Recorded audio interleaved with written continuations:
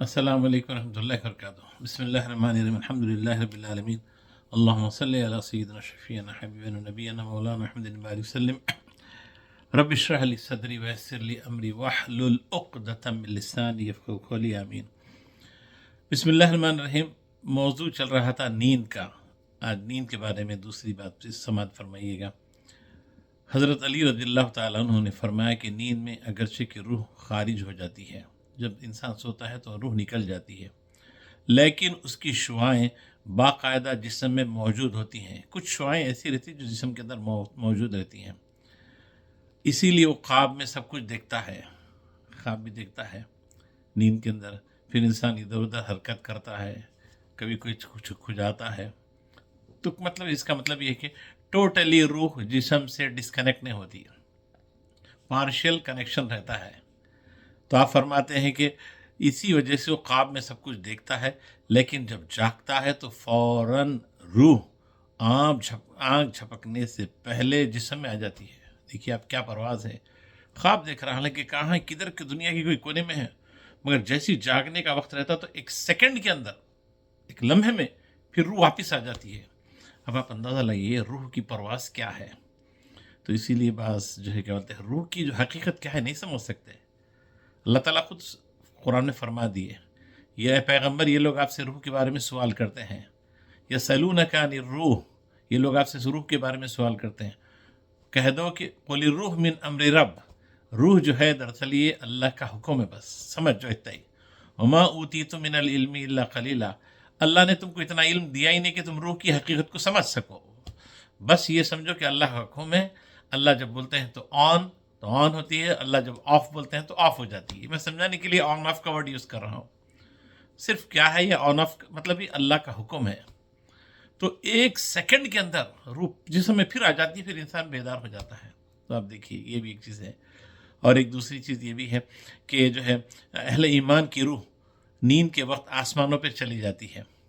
جو باوضو ہو کر سوتا ہے اس کی روح عرش الہی کے نیچے سجدہ کرنے کی اجازت عطا ہوتی ہے، اور جو بے وضو ہو کر سوتا ہے اس کی روح کو سجدے کی اجازت نہیں ملتی۔ تو اس سے معلوم ہوا کہ سونے سے پہلے انسان وضو کر کے سونا، آپ کی روح جاتی ہے تو عرش الہی کو بھی پہنچتی ہے۔ اگر وضو سے ہے تو پھر آپ کو سجدے کی آپ کی روح کو اجازت ملتی ہے، بے وضو سے ہے تو آپ کی روح کو بھی اجازت نہیں دیتے۔ جیسے ہم دنیا کے اندر بھی بے وضو ہے تو ہم جو نماز بھی نہیں پڑھ سکتے، وضو شرط ہے۔ تو یہ بھی ایک چیز ہے، چھوٹا سا عمل ہے، کوشش کرنا، ورنہ نیند بھی ہوتی ہے بعض وقت انسان سو کے اٹھنے کے بعد بھی انسان تھکا ہوا رہتا، پریشان رہتا۔ ارے سو کے اٹھنے کے بعد انسان فریش ہو جانا چاہیے، انرجیٹک ہونا چاہیے، تھکا ہوا رہتا، پریشان، روح کدھر کدھر کی چلے گئی۔ بعض وقت زندوں کی روح مردوں سے ملاقات ہو گئی، بعض وقت وہ روح واپسی آتے خود شیاطین کی ارواح، شیاطین اس کو ڈسٹرب کر دیے۔ تو سو کے اٹھنے کے بعد بھی بعض وقت انسان فریش نہیں رہتا۔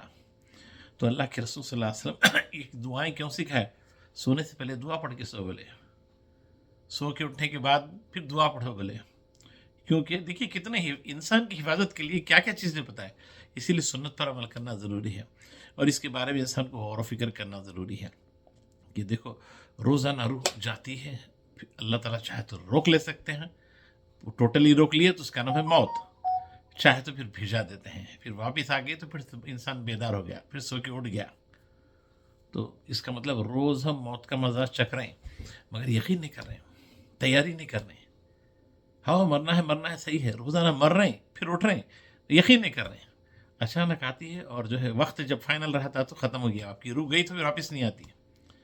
یہ بھی ایک چیز ہے، اور ایک چیز اس میں یہ بھی غور کرنا کہ جو ہے سونے سے پہلے انسان جو ہے کچھ توبہ استغفار کر کے سونا، کلمہ پڑھ کے سونا، پہلا کلمہ، دوسرا کلمہ، تیسرا کلمہ، استغفار کر کے سونا، اللہ سے دل میں معافی چاہ کے سونا، یہ بھی ایک چیز ہے۔ اور ایک چیز یہ ہے کہ بعض صالحین یہ بھی بولتے ہیں اٹھو تہجد کی نماز پڑھو، فجر سے پہلے 1 گھنٹہ پہلے اٹھو، وضو کرو، توبہ کرو، استغفار کرو، نماز پڑھو، اللہ تعالیٰ وہ وقت روزانہ ہر رات فجر سے پہلے سحر کے وقت اللہ تعالیٰ کی رحمت آسمان پہ آ کے ندا دیتی ہے، کوئی مغفرت چاہنے والا ہے، کوئی جو ہے رزق میں برکت چاہنے والا ہے، کوئی بلائیت و آفات سے حفاظت چاہنے والا ہے، کوئی یہ چاہنے ہے، کوئی ہر رات۔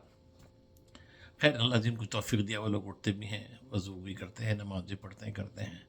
عموماً بعض کمزور طور سے لوگ نہیں اٹھ سکتے ہیں. چلیے کوئی بات نہیں، 5 فرض نماز پڑھ رہے ہیں، بہت بڑی بات ہے، تہجد کے نہیں اٹھ سک رہے ہیں، مگر ایک وجہ سے تو ہم کیسا بھی اٹھتے روزانہ. ایک نے تو 2 بار انسان ریسٹ روم کے لیے تو کیسا بھی اٹھتا، پیشاب اس کو اٹھاتا، کیسا بھی اٹھاتا، جاتا انسان جا کے آتا.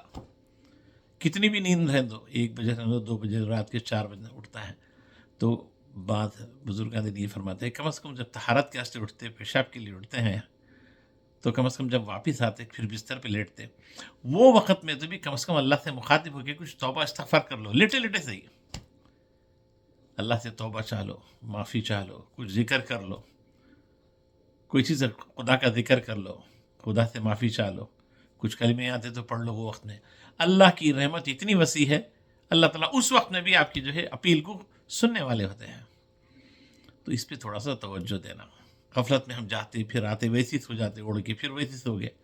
کوشش کرنا کہ وہ وقت میں جو ہے کم از کم کچھ نہ کچھ توبہ استغفار کرنا، لیٹے لیٹے صحیح، کوئی بات نہیں. اللہ کی رحمت بہت وسیع ہے.